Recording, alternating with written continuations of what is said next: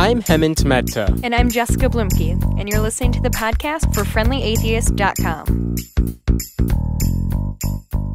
Horus Gilgamesh is a pen name for the author of the Awkward Moments Children's Bible, which is really not for children. It features beautiful illustrations of the most disturbing biblical passages you'll ever read. Volume 2 came out recently, and I suspect we'll be seeing a few more volumes in the future because, well, there's so much more source material. So thank you so much for joining us today. Okay, thanks for having me. I'm glad to talk to you guys. Absolutely. So why the pen name? Because I'm almost positive that's not what's on your birth certificate. So why the hidden identity? What are you so afraid of? I'm trying to outrun the Catholic Church. I'm still on their docket as an active member. Oof. No, what it came down to is originally I've got some other business interests around the country with a lot of people, frankly, who depend on our business and our partnerships around the country to make a living. Yeah. And when I started this, it was with a group of interfaith friends, PhDs and seminary degrees and pastors as well as atheists. And it kind of started as an inside joke, and we put it online just anonymously, and it really started to grow. And as it started to grow, I realized frankly, in 2014, we live in a fairly, I'm not going to be naive, it is a Christian nation for all intents and purposes when it comes down to the reality of, actual persecution and things. So just decided to kind of separate my business life from my personal life for that reason, from the business side, as well as, frankly, even in my own family, not my immediate family, but through in-laws and relationships. I still have a lot of friends in the Christian world, I used to, colleagues and friends as well. And then I just, coming out that fast, from being involved in full-time ministry to being involved in one of the most critical, Christian critical books that's come out recently that some people would think is poking fun rather than having a conversation. I just didn't, want to put a target on my back when we started it. And, rightfully so. Yeah. Things have kind of escalated at times, and as many non-believers are kind of aware of in terms of both from family and friends as well as complete strangers in their basement. So, we'll talk about that very soon. Yeah, sure.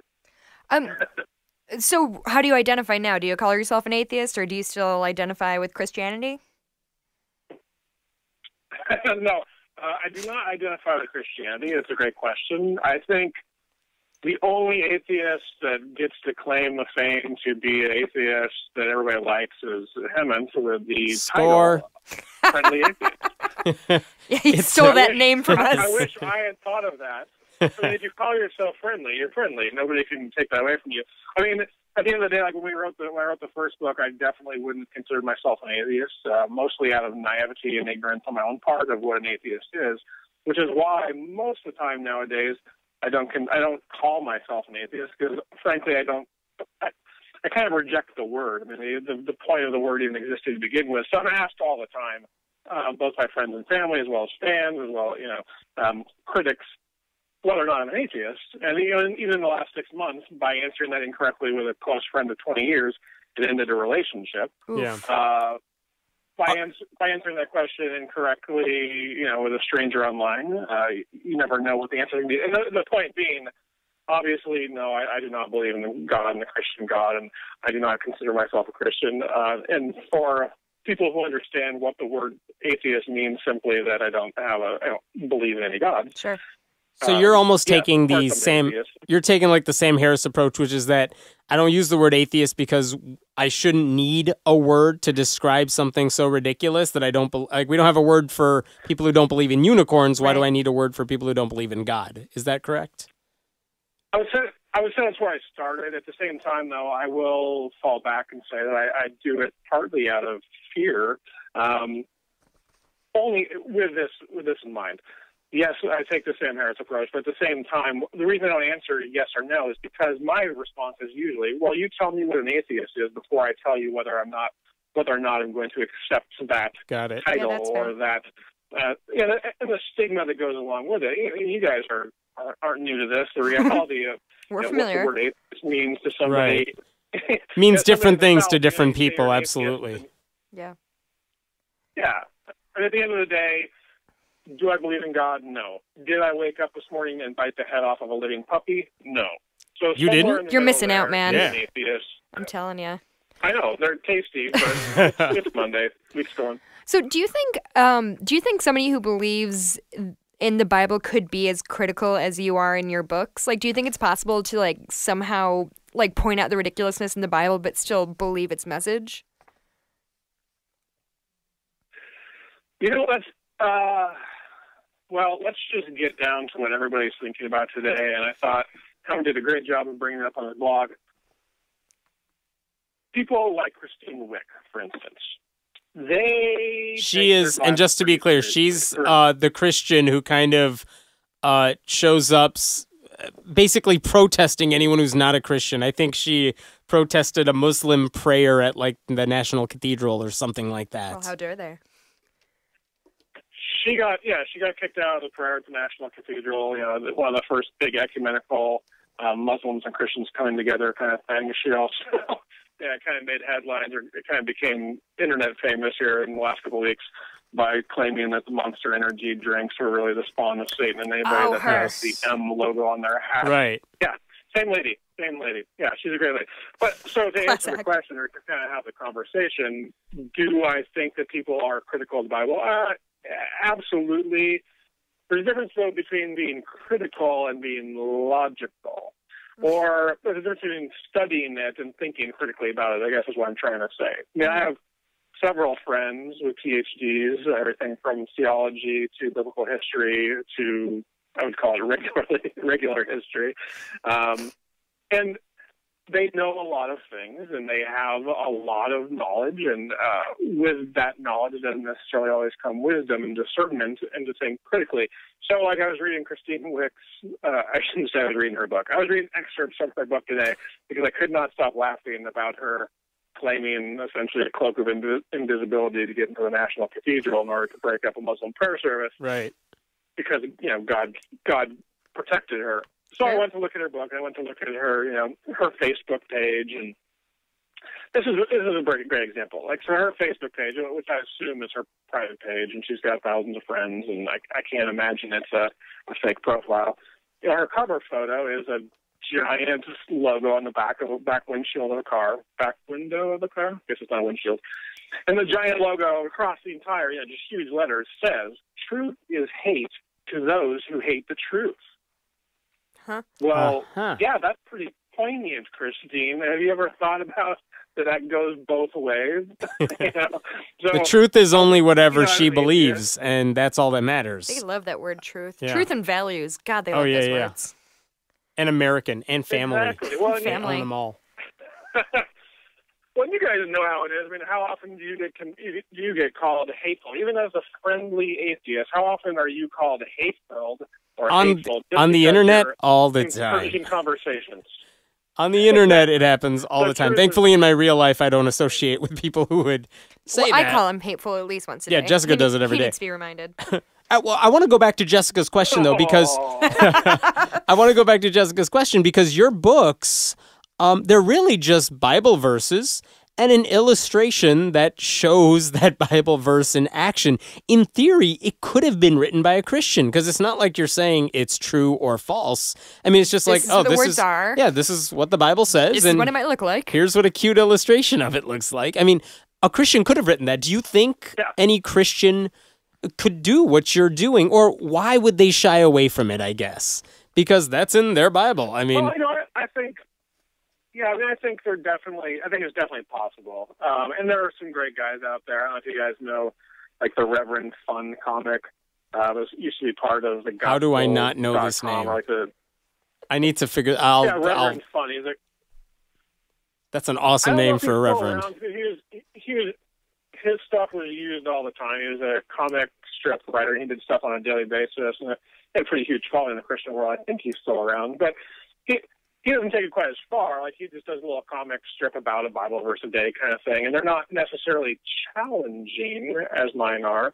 But to answer your question, I mean, I think I'll answer it this way, to say that, in all honesty, the first book was definitely written in that way, that Many people couldn't tell if I was a believer or non-believer. The second book, I will say, definitely takes more of a critical tone and a more focused narrative, especially if you go through the commentaries in the back of the book about my own challenges with faith, my own kind of loss of faith, my own challenges, frustrations with the modern church as well. So, second book, I think I failed on the staying under the radar. But the first book definitely is. But like you said, though, I mean, I think the reality is, these are Bible verses, or I think another thing that's important, and part of what I've enjoyed doing with the books, is to show what wasn't Bible verses, things that have been added, things that have been changed, things that have been altered just enough so that people don't really have an idea of what Jesus really was. They get this harmonized idea between all the four Gospels that, he was always happy, he was always sad, he was always powerful, he's God, but he's not God, all these kind of things. But that's not what any of the authors of the four Gospels all thought at the same time. They all had their own story they were trying to tell, and over the last couple thousand years, we've harmonized those. And so at some point, sometimes we've really changed the stories pretty dramatically. And so kind of one of the challenges we've had in the books and like online and the blogs is to get people to think critically. And that's all we're asking people to do. We're not trying to tell people that their faith is stupid and wrong. We're saying, if you have faith, what is it in? Is it in the Bible? Is it in a naturalistic interpretation of what God is in nature? So if it's organized religion, it's modern Christianity, you need to understand, or you need to be able to have a response when asked about certain things that are in the Bible. And this goes as much for the New Testament as it does for the Old Testament. So that's been one of the challenges. I would say our challenge, or our goal all along, has been just to get people to think critically. And we invite them to do that.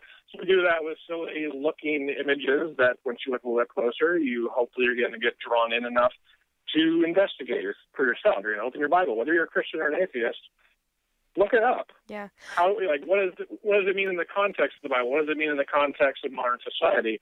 And sometimes the answer is not pretty, unfortunately. And that's where, that's what makes people's skin crawl, I guess, with the reality.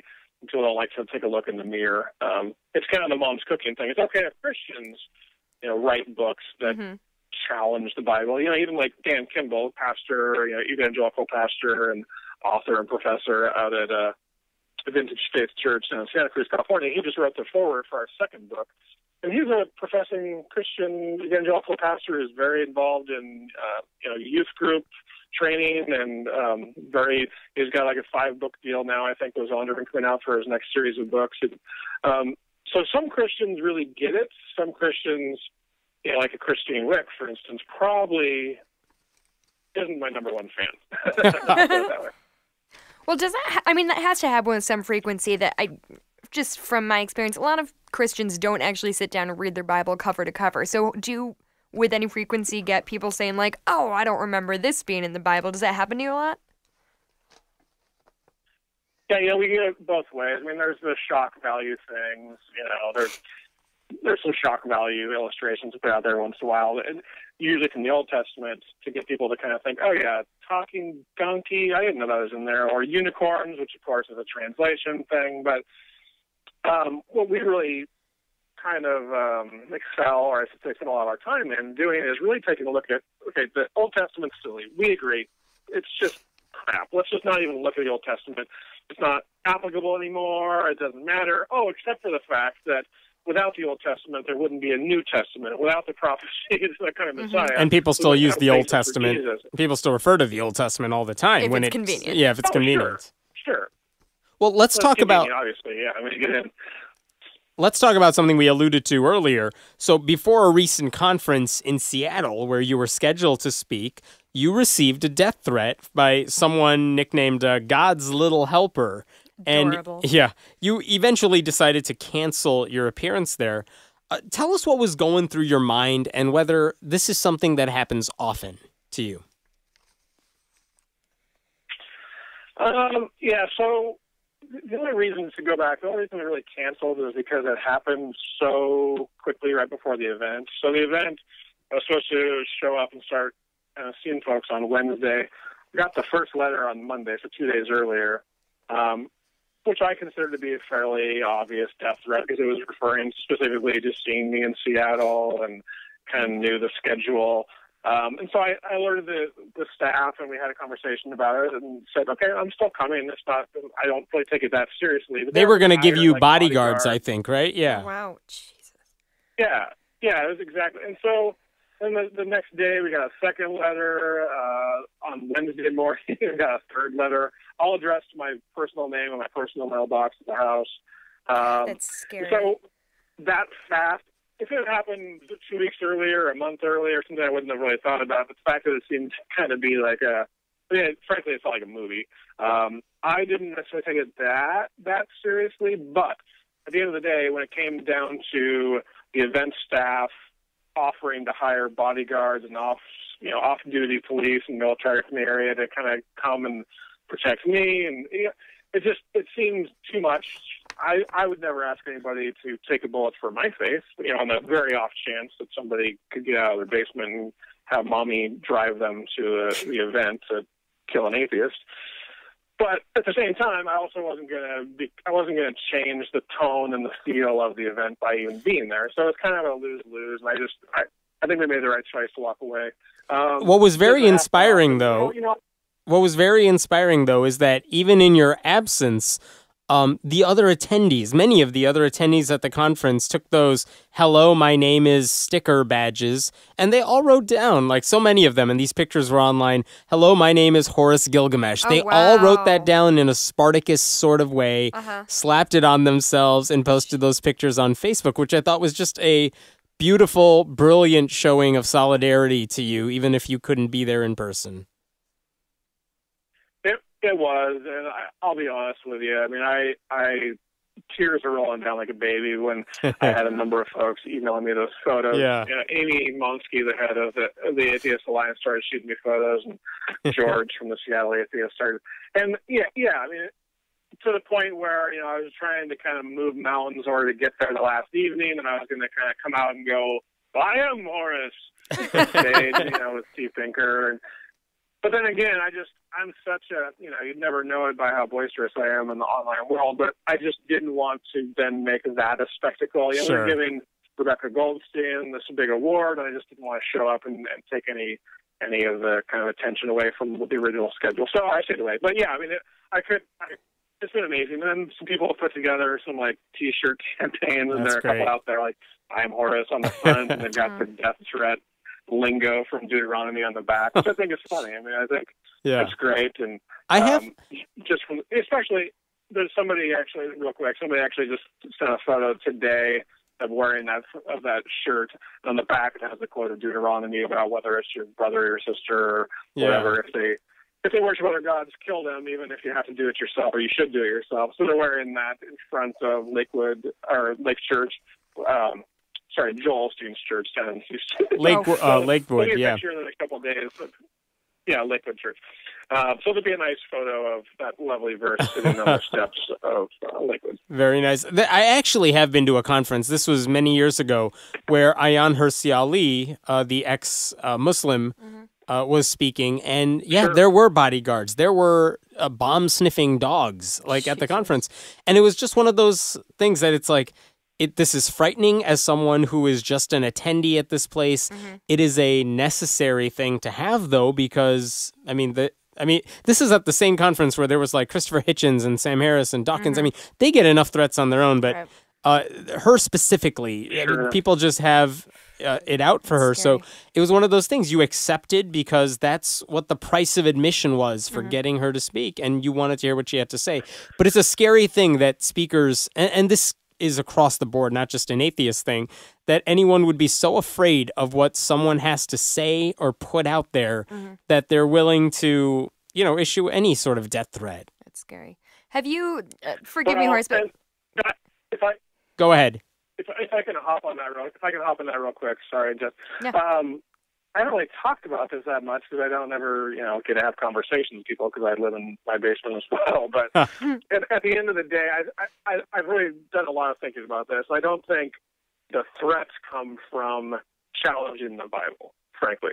I mean, I get threats of physical stuff all the time, or weird cyber threats, and I report them when I can. But the reality is, people aren't getting challenged and they aren't getting violent because we let's say, poke fun at Moses and the burning bush, or if we explicitly show that Jesus' own family thought he was insane and people thought he was even possessed, and of course they killed him because he, for sedition against the state. That's not what upsets people. That's not what gets their hackles up. What consistently has gotten their hackles up when I toe over the line to make commentaries that deal with modern day issues. And so the thing that happened this summer, I think, was directly related to, I kind of helped push a story out there about what I thought was child coercion at a church camp down in Tennessee, where 6 adults all stood around the child, Jesus camp style. Mm-hmm. 6 adults standing around a child with a video camera running, with many of them having their hands on this little 5 or 6-year-old blonde kid who's crying out. They're holding his hands out, and he's clearly terrified and being coerced to, by the person behind the camera, to call out for Jesus and say, "I love Jesus, I love Jesus." And he's just terrified. And so I commented on that, and we posted a video and photos from one of the mothers who had children there, who shared those. And that's where the real threat started.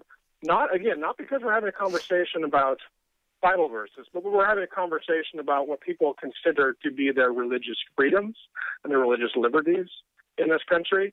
And this has happened a number of times, and it happened again in the last couple of weeks. A couple of days ago, I posted an article or a blog post and had some conversations about the trial that just finished up down in Oregon, where 2 parents, another set of parents, I should say, has been convicted with manslaughter for failed faith healings. Yeah, they said their daughter was sick, and they're not going to take her to a doctor. Let's just pray for her to get better. Oh, hey, it didn't work. Mm-hmm. Like, who was surprised by that? No one's surprised by that. They were. Right. But the problem is, this doesn't just happen.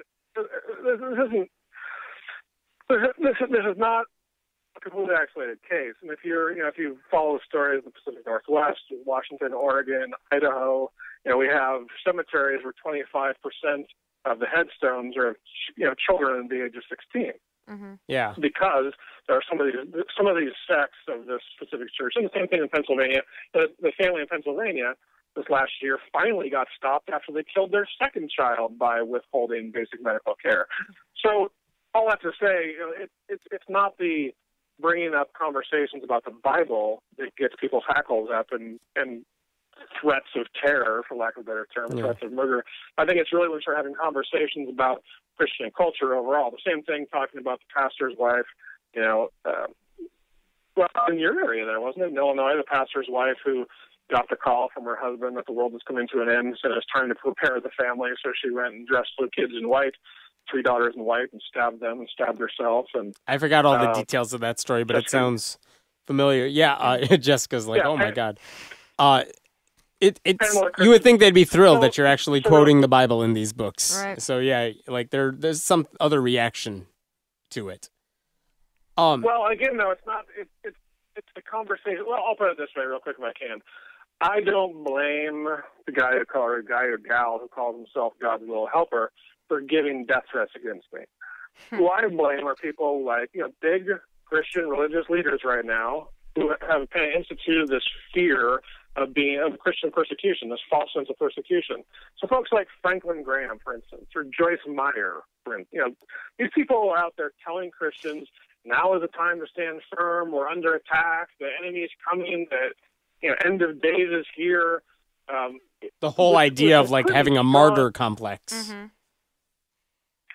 Oh, absolutely. And yeah, exactly. But at the same time, they're really instituting a new fear. I mean, it's a fear response. So when somebody thinks something's being taken away from them, that is 10 times more terrifying than somebody making fun of their religion. You can make fun of somebody's religion or challenge their religion all day long, but if they think something's going to be taken away from them, the war on Christmas, the war on Easter, right, civil liberties, prayer in schools, all that kind of stuff, that's where people are going to start arming themselves and, with their cloaks of invisibility so they can get into the National Cathedral to shut down a Muslim prayer. Yeah. Hammond, have you ever regretted writing under your real name? I'm thankful that no, I really haven't. Mm-hmm. There are times where I'm like, I would love to say this where it doesn't come back to bite me, but I mean, for the most part, I've been fortunate, but I realize that I'm fortunate because I hear stories like what Horus is saying, and I know that there are a lot of other atheists out there who have lost a job or been ostracized by people they're close to because they use their real name and they were so out there. Yeah. I feel like that's happening less, but it does happen, and it's scary. Yeah, I know. It's just something I think about a lot, especially, you know, I'm going to get married in 9 months, and I'm planning on changing my name, but I've always said, like, I'm going to keep doing this and all my other stuff under my maiden name. Under my maiden name. I don't know why. Like, I think, first of all, it's just easier to separate those things, but I'm like, I don't need to bring, you know, my fiance's family through all this crap. I don't know. Are there any Bible verses, Horus, that you would not include in your future books that you wouldn't illustrate? Do you mean because they're so dirty or because they're so loving? No, I don't know. I mean, I'm sure you could do plenty of illustrations about the loving verses. They just wouldn't be that interesting or funny. But I mean, are there any for any reason? I assume you would do the ones that are really dirty or really violent. But I don't know if there's anything you're just like, you know what? Even that one's too explicit for our tastes. Well, you know, okay, there's two sides of that. So, like in the second book, we did. I've been holding off. I mean, there's some things that just kind of seem too lowbrow, for lack of a better term, or too easy, too cheap. Low-hanging fruit, so to speak? Yeah. What's that? Low-hanging fruit. Well, yeah, you know, like the whole, you know, out of Ezekiel about the two sisters and the lovers who are, you know, are lusting after genitals as large as donkeys and semen flows as strong as stallions. I mean, people always ask you, like, oh, you got to do that, you got to do that. Yeah, have fun illustrating that one. Yeah. Well, and we kind of did in the second book. But then what we did is we turned on to the rest of that conversation. The rest of the conversation out of Ezekiel is all about the punishment. You know, that whole story is really not about two women, it's about two cities that God's kind of wrath is on. But so we went on more to talk about, well, what does God's wrath look like? And you know, and the fact that they're using in the Bible, they're using this metaphor of what God's going to do to a woman. It gets pretty gross. It gets pretty grotesque. But we put it in there specifically to show, no, this is the loving Father. This is God, who then came to earth as himself, as his son. Same guy. If you want to shove monotheism into monotheism by claiming that the Old Testament is where the prophecy came from the Messiah, you do have to accept this and own this and accept the misogyny and accept the terror. So that's probably one of the more gross, you know, gruesome verses out there in the Bible, and we still tackled it. At the same time, I get challenged by Christians all the time saying, "Oh, why don't you put good things in the Bible? You know, from the Bible." It's a comedy book. Like, it's supposed to make us laugh. Well, the funny thing is they're already accepting that they're bad things in the Bible, which is great. So we got them halfway. And so I say, well, give me an example. And then, of course, the example they would always give is, well, how about John 3:16? Right. God so loved the world. That's original. Yes. I'm happy to do that. We actually have a fantastic illustration for John 3:16. We almost put in the second book, and we're kind of holding off for something special for Easter next year with a billboard project. But the whole point is John 3:16 doesn't end with 3:16. It goes on to 3:17 in the second part of 3:16. And people don't remember that, wait, if I don't believe, I will perish.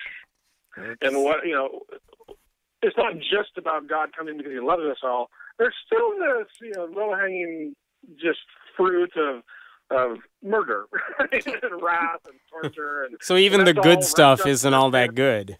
Yeah. Yeah, exactly. Do people try to explain the bad verses away? We're not afraid of anything. I'm sorry, Jessica, what was that? Do people try to explain the bad verses away? Do they kind of like, yeah, it says this, but it's a metaphor, or what they really mean is ... Well, I mean, there's two sides of that. I mean, there's the scholarly explaining things away. I mean, you're going to have people, you know, philosophers like William Lane Craig, or you're going to have more ecumenical evangelicals like Lee Strobel who can, you know, so that's the whole point of apologetics, right? And apologists, they've been doing it for centuries. And there are books, there are Christian bookstores filled with explaining it all away. That's what you go and do in church every weekend. You know, you're going to hear one passage out of Malachi all about how important tithing is, but we're going to skip the verses before and after that about how if you don't follow God, he's going to rub your face in poop, literally, if you're a priest. And so, yeah, it's all about, we get accused of cherry picking all the time, and my answer is always, okay, well, let's talk about the context. Yeah. And we do things on purpose sometimes. We do put some illustrations out there to invite the context conversations. Like we did an illustration in the first book with Jesus dressed up in a robe, essentially, in a cave with his face masked. In the background, there's a video camera pointed at an empty chair with blood and stuff on the ground, and a newspaper. Looks like a hostage situation, a beheading situation, where we quote the story, the parable of the king, the 10 minas, and the slaves who go out and they're supposed to spend their money wisely and all this kind of stuff. Where he comes back and he says, essentially, anybody who doesn't do as I say, bring them here, and I'll slaughter them at my feet. So of course that story is taken out of context. However, in the grand scheme of things, we then open the story to say, or the conversation to say, of course that's taken out of context. This is really a parable. Jesus didn't say this explicitly, except you know what he did, because Jesus didn't, according to the Bible, and if you read the Bible, he didn't just kind of mince words for the fun of it. He wasn't sarcastic. He wasn't making jokes all the time. So when he chose this story, this parable to tell to his disciples as they're on the edge of the city, as they're thinking and being told that the new kingdom is coming tomorrow, and Jesus decides to tell them the story about what happens to people that don't do as they're told. They're slaughtered at the feet of the king. It's not an accident. And frankly, when you put that in the context of many other verses, but we try to again just have a larger conversation about go ahead and give me any verse. I mean, I'm happy to illustrate any verse and to have a conversation about it, because I do think we have Christian bookstores that are filled with books about, as you guys just asked, taking any verse and putting it out of context or explaining it away ecumenically or historically to try and, well, isn't that really where all denominations come from? I mean, if you look at the end of the day, like I live in the Seattle area, you can walk down the street and within 5 blocks there are about 9 churches. And you look at these churches and you realize they all have, let's just take God, Jesus' divinity alone. They all have different ideas of when Jesus became divine. Was it before he was born? Was it when he was born? Was it when he was baptized? Was it when, he died on the cross? Was it when he was resurrected? Or was it, through the ascension? They all have completely different ideas about something as simple as when Jesus became God, or was God at all, or deity at all. And so that's not my problem to answer. That's Christianity's problem to answer. Right. And nobody has the answer. And that's our whole conversation is, let's just admit you don't know what you're talking about any more than we do, which is why our commentary, and when I say our, anybody out of the free-thinking world, the secular world, their thoughts on these subjects are just as valid as a Christian's. You don't have to be a Christian. You don't need to be a theologian to offer ideas on these beliefs. Mm-hmm. Yeah, I mean, you don't have to be a Stalinist to study Stalin either. Yeah. I mean, right. And that's one of the all the time is, well, why do you care? Who are you? Why do you even study the Bible if you're not a Christian? Well, because it still is pervasive in our society, and we need I guess the question back would be, why don't you look at the Bible and actually understand what you're talking about? Can you even name the first, the 4 Gospels, the first 4 books of the New Testament, the Gospels of Jesus Christ? So the reality is, I think what we're trying to fight on both levels is just complacent ignorance on behalf of Christians. I'll put that out there strongly in this podcast. I wouldn't say that directly to Christians, but there's this complacent, willful ignorance on the behalf of Christians. They don't know what their faith is really about, historically or even contextually, from the social perspective. And so we do that through illustrations. We do that through illustrations and commentaries that hopefully get them to think for themselves, perhaps for the first time since they learned a bunch of these stories, when they were in church as a child, when they got, for lack of a better term, indoctrinated. I mean, these are words Christians hate to hear, and I think they're important words for continuing to have a rational conversation about how Christianity came to be and how it still exists and what Christianity looks like today. Yeah, it's good to keep poking at them from the outside, just saying like, hey, you may have learned the Bible growing up, and we're going to push back on that. And basically you can't escape it, because anywhere you go on the internet, you're going to come across this, whether it's Amazon, whether it's a website, a podcast, whatever. Yeah. That's why I appreciate, frankly, that's why I appreciate you and your blogs and your books and kind of your brand, for lack of a better term, is because I don't think one of the reasons I don't really answer, yes, I'm an atheist, if somebody asks me I'm an atheist, is because we already talked about that. But at the same time, I don't want to be considered a militant atheist, where Christians, they just stop listening. Like, no, let's have a conversation. Why does it matter? And it's the same reason. It's the same reason a lot of Christians who believe in Jesus' divinity don't call themselves Christians either. Yep. There are people who just don't want to be known by the stereotype. They'd rather kind of do their own thing and let life. You figure it out based on that, not just a one-word label that may not tell you that much. Mm-hmm. Well, and that's so true. And it's so funny. Like Dan Kimball, who I mentioned earlier, who wrote, he's the pastor out in California, who wrote the new foreword for our second book. We announced that forward and put a copy of that forward on our blog and posted it on our webpage.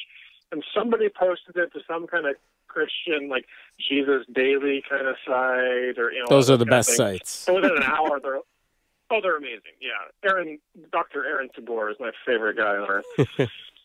Who, by the way, who's behind Jesus Daily? But another story. But anyway, to what Helen was just talking about.